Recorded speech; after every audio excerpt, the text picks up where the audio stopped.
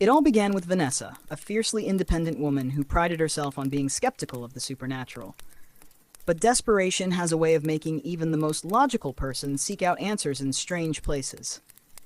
When her business began failing, her marriage crumbled, and her health took a turn for the worse, Vanessa turned to someone her friend had whispered about. A reclusive witch named Serafina, rumored to work with ancient, powerful spirits. Serafina lived deep in the woods, in a decaying cottage surrounded by a garden of herbs and ominous symbols. When Vanessa arrived, she was greeted by the witch, a gaunt, unnervingly calm woman whose piercing green eyes seemed to look straight through her. "I need your help," Vanessa stammered, explaining her plight. Serafina listened quietly, then said, "I can help you. But the work I do is not without cost, not just in money, but in respect for the spirits I call upon. Do you understand?" Vanessa nodded quickly.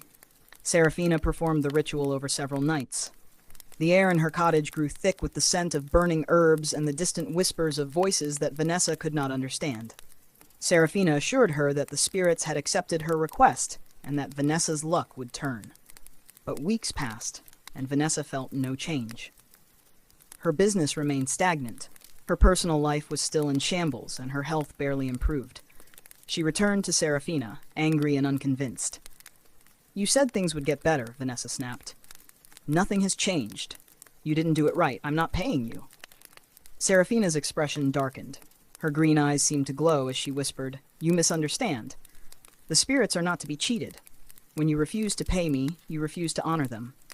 This debt is no longer mine to settle. It is yours." Vanessa scoffed and left without a second thought. But that night, the nightmares began.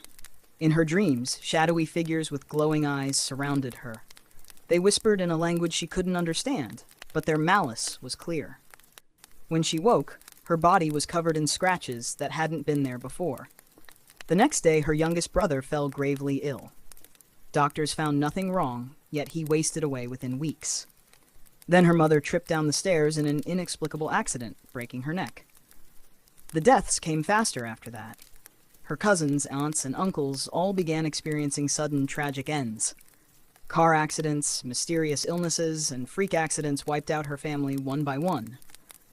Vanessa realized too late that this was no coincidence. It was the curse.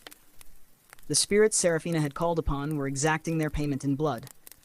Desperate, Vanessa returned to the witch's cottage, but it was empty. Serafina had vanished without a trace. The villagers whispered that she had moved on to another place, her work with Vanessa's family complete. As Vanessa sat in the ruins of her life, she finally understood the magnitude of her mistake. She hadn't just insulted Serafina. She had disrespected the ancient forces that had worked on her behalf. In the end, it was not Serafina who destroyed her bloodline. It was Vanessa's own arrogance and refusal to honor the spirits. By the time Vanessa herself succumbed to a sudden, inexplicable illness, no one was left to mourn her. Her family was gone, and her name became a cautionary tale whispered in hushed tones. Always pay your spiritual debts, for you do not just owe the one who works for you, you owe the spirits themselves.